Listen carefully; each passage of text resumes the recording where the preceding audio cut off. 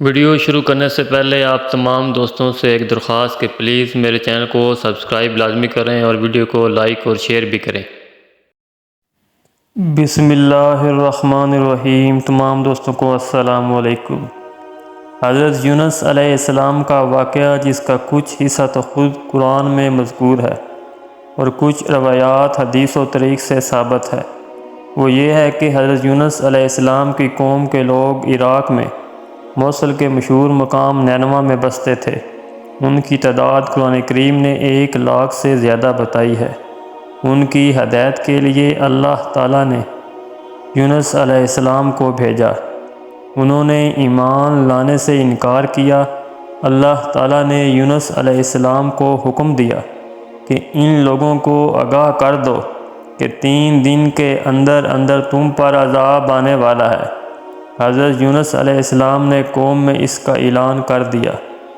قوم یونس نے آپس میں مشورہ کیا تو اس پر سب کا اتفاق ہوا کہ ہم نے کبھی یونس علیہ السلام کو جھوٹ بولتے نہیں دیکھا، اس لیے ان کی بات نظر انداز کرنے کے قابل نہیں۔ مشورہ میں یہ طے ہوا کہ یہ دیکھا جائے کہ یونس علیہ السلام رات کو ہمارے اندر اپنی جگہ مقیم رہتے ہیں تو سمجھ لو کہ کچھ نہیں ہوگا، اور اگر وہ یہاں سے کہیں چلے گئے تو یقین کر لو کہ صبح کو ہم پر عذاب آئے گا۔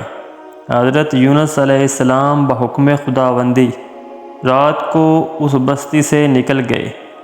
صبح ہوئی تو عذاب الہی ایک سیاہ دھوئیں اور بادل کی شکل میں ان کے سروں پر منڈلانے لگا اور آسمان سے نیچے ان کے قریب ہونے لگا، تو ان کو یقین ہو گیا کہ اب ہم سب ہلاک ہونے والے ہیں۔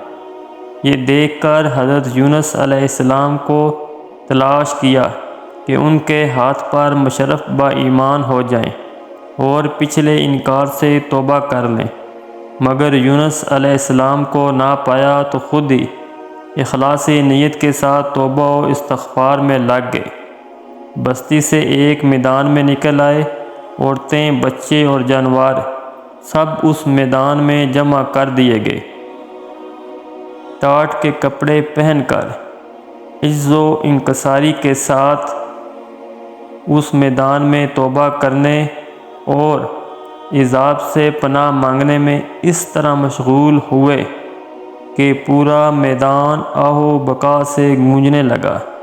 اللہ تعالیٰ نے ان کی توبہ قبول فرما لی اور عذاب ان سے ہٹا دیا، جیسا کہ اس آیت میں ذکر کیا گیا ہے۔ روایات میں ہے کہ یہ عاشوراء یعنی 10ویں محرم کا دن تھا۔ ادھر حضرت یونس علیہ السلام بستی سے باہر اس انتظار میں تھے کہ اب اس قوم پر عذاب نازل ہوگا۔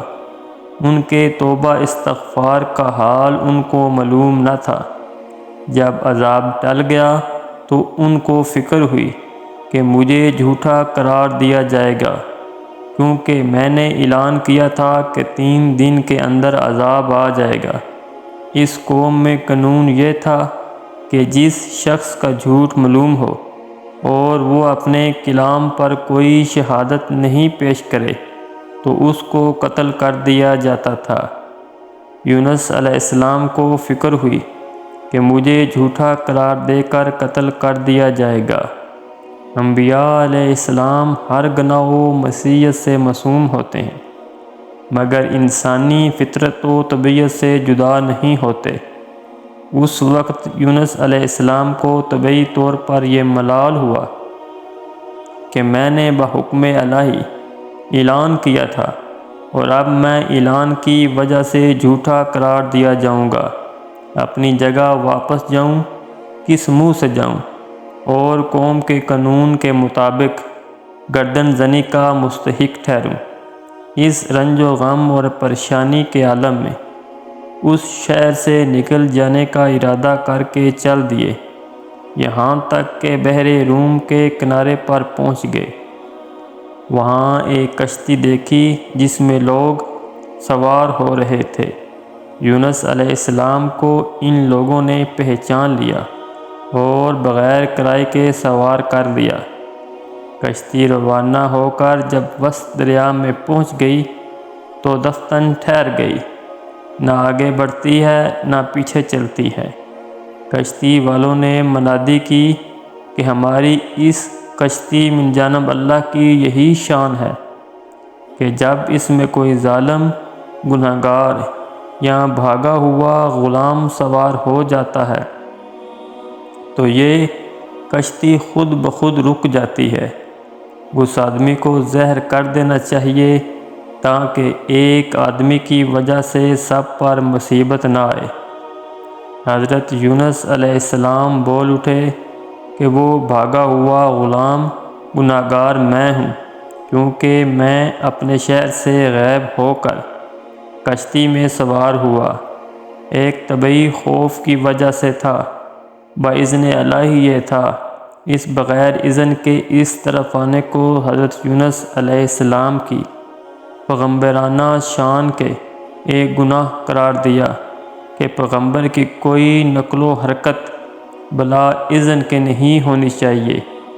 اس لیے فرمایا کہ مجھے دریا میں ڈال دو تو تم سب اس عذاب سے بچ جاؤ گے۔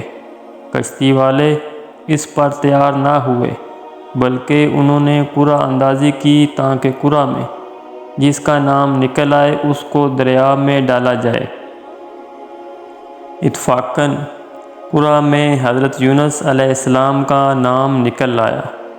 ان لوگوں کو اس پر تعجب ہوا کہ کئی مرتبہ قرعہ اندازی کی، ہر مرتبہ بحکم خدا حضرت یونس علیہ السلام کا ہی نام آتا رہا۔ قرآن کریم میں اس قرعہ اندازی اور ان میں یونس علیہ السلام کا نام نکلنے کا ذکر موجود ہے۔ یونس علیہ السلام کے ساتھ حق تعالیٰ کا یہ معاملہ ان کے مخصوص پیغمبرانہ مقام کی وجہ سے تھا کہ اگرچہ انہوں نے اللہ کے کسی حکم کی خلاف ورزی نہیں کی تھی جس کو گناہ اور معصیت کہا جاتا ہے، اور کسی پیغمبر سے اس کا مکان نہیں، کیونکہ وہ معصوم ہوتے ہیں، لیکن پیغمبر کے مقام بلند کے مناسب نہ تھا کہ محض خوف طبعی سے کسی جگہ بغیر اذن خداوندی منتقل ہو جائیں۔ اس خلاف شان عمل پر بطور عتاب یہ معاملہ کیا گیا۔ اس طرف قرعہ میں نام نکل کر دریا میں ڈالے جانے کا سامان ہو رہا تھا، دوسری طرف ایک بہت بڑی مچھلی بحکم خداوندی کشتی کے قریب منہ پھیلائے ہوئے موجود تھی۔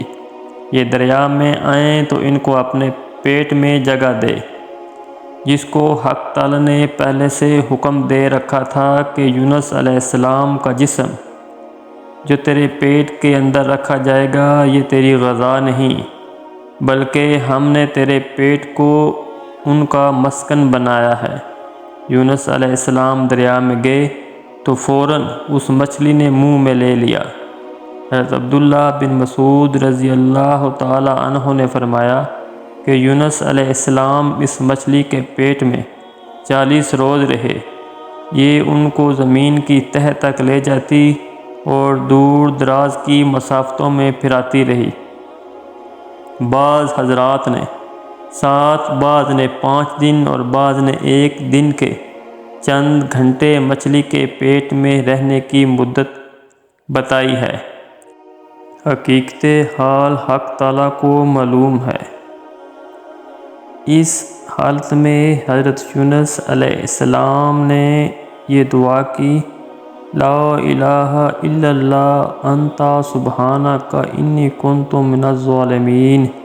اللہ تعالیٰ نے اس دعا کو قبول فرما لیا اور بالکل صحیح و سالم یونس علیہ السلام کو دریا کے کنارے پر ڈال دیا۔